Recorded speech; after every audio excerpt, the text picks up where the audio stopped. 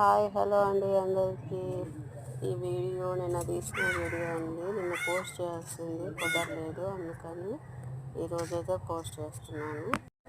చిర్రాకుతో అయితే కూరతో చేస్తున్నాను. వాటిలోకి కావాల్సిన పదార్థాలు చిర్రాకు, అలాగే టమాటాలు, ఎర్రగడ్డ, చింతపండు, ఒక గ్లాస్ వాటర్ అయితే పోసాను.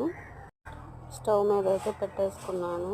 కొంచెం ఉడికాక అందులో పసుపు వేసుకొని కాస్త ఉడికించుకోవాలి. నెక్స్ట్ ఉడికిపోయాక వీటిని అయితే మెత్తగా మెదుపుకుందాం. ఇక్కడైతే నేను కల్లుప్పు వేసి దీన్నైతే మెదుపుకుంటున్నానండి. తాలింపు కోసం నూనె, ఆవాలు, జీలకర్ర, నలగొట్టు పెట్టుకున్న తెల్లగడ్డ పాయ వేసుకున్నాను, కరివేపాకు కూడాను. ఈ తాలింపు పూర్తయ్యాక ఇందులో మనమైతే ఆకుకూరను అయితే ఇందులో అయితే వేసేసుకొని కలుపుకొని టేస్ట్